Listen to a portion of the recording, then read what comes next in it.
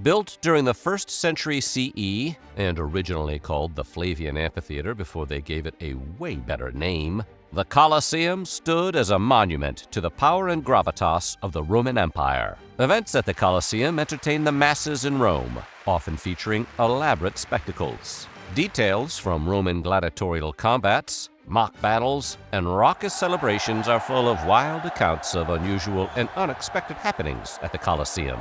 Over the centuries that followed, the massive amphitheater was repurposed in even more surprising and, very often, unconventional ways. Because when you're extremely wealthy and extremely bored and extremely morally flexible, there's all sorts of things you can do with a great big stadium. So, on mock sea battles in the Colosseum to entertain crowds. During the dedication of the Colosseum in 80 CE, Emperor Titus held a sham sea fight, or naumachia. Historian Cassius Dio, writing about a century later, retold the story of the time Titus filled the Colosseum with water and brought in horses, bulls, and other domesticated animals taught to behave the best they could in H2O. He also brought in people on ships who engaged in a kind of sea fight.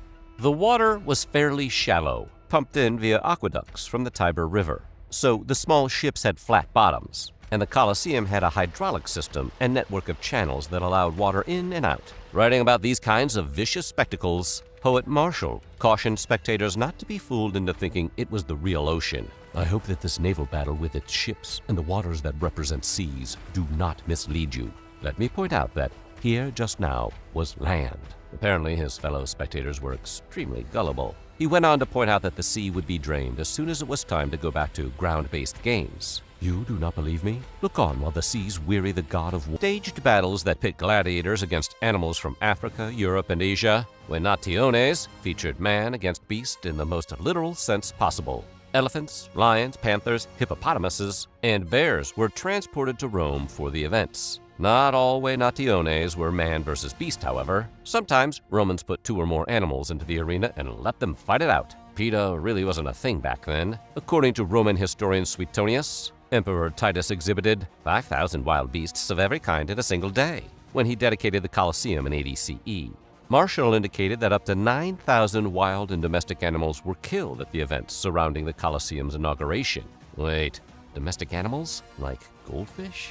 Cassius Dio similarly wrote about Emperor Trajan's spectacles from 107 CE, during which some 11,000 animals, both wild and tame, were slain, and 10,000 gladiators martyred at the Colosseum for refusing to renounce their faith. Later stories tell of St. Ignatius of Antioch's martyrdom in the Colosseum around 110 CE, a faith the devout Christian accepted with enthusiasm. It's likely that Christians were executed in the Colosseum during the Roman Empire. Crucifixion, exposure to wild beasts, and burning individuals were all practiced, but it's not totally clear whether the condemned's religious beliefs factored into their punishment. In other words, it may not have made things any worse. Or better. Ironically, during the mid-18th century, Pope Benedict XIV consecrated the Colosseum to prevent more damage to the structure. In 1750, he put up a large cross in the middle of the Colosseum and placed an inscription on the building reading, "The Flavian Amphitheater, distinguished by triumphs and spectacles, dedicated to the gods of the heathen in unholy reverence, purified of unclean superstition by the blood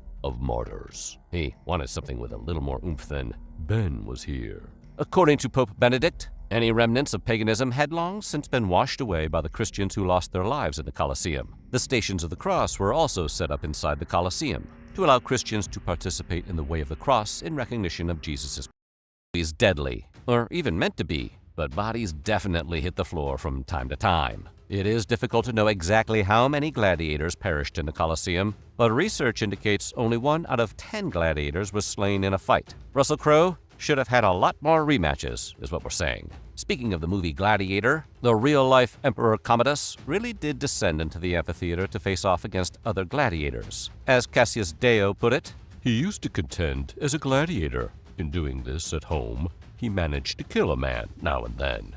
He sliced off the noses of some, the ears of others, and sundry features of still others." He is the emperor, so you can't exactly give him a red card.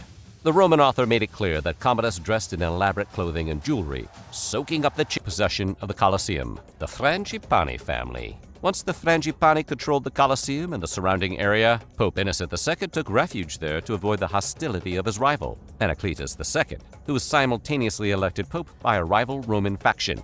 Gotta love that Pope drama. The Colosseum exchanged hands several times through the rest of the 12th century. The Frangipani lost and recovered the Colosseum, often using it as a place to take refuge and to provide safety to others. The Annibaldi family, a major enemy of the Frangipani, asked Holy Roman Emperor Frederick II to compel the Frangipani to give them half of the Colosseum. This occurred in 1227 CE, but in 1244 CE, Pope Innocent IV officially claimed the Colosseum as part of a visit from King Louis of Bavaria. It was an especially deadly affair, based on what contemporary Lodovico Bonconte Modaldeschi wrote about it. His account of the events appears in the form of a fragmented diary, in which Modaldeschi stated that 11 bulls and 18 people died at the event. That seems like too many of both. While skeptics assert the story is apocryphal, we do know that during the 17th century, Cardinal Paluzzo Paluzzi Altieri degli Albertoni, nephew to Pope Clement X, sanctioned bullfights. Life of Domitian, the emperor held gladiatorial shows at night by the light of torches, and not only combats between men, but between women as well. Cassius Dio described Domitian's nighttime gladiatorial shows as ones pitting dwarfs and women against each other, like WrestleMania. Because members of the elite classes found gladiators from all genders to be intriguing, they were known to train and dress up like them. Cassius Dio wrote that, "Men and women not only of the equestrian, but even the senatorial order appeared.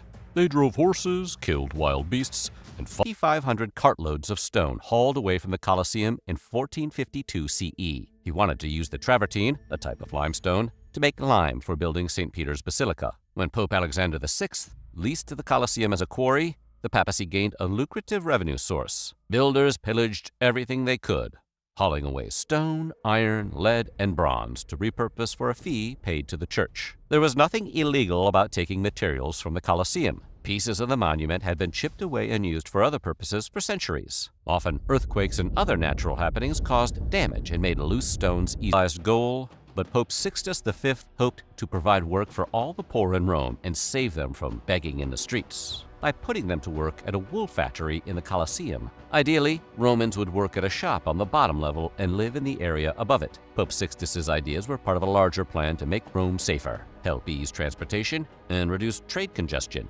Wider streets, additional roads, and efforts to move water about the city were carried out by architect Domenico Fontana.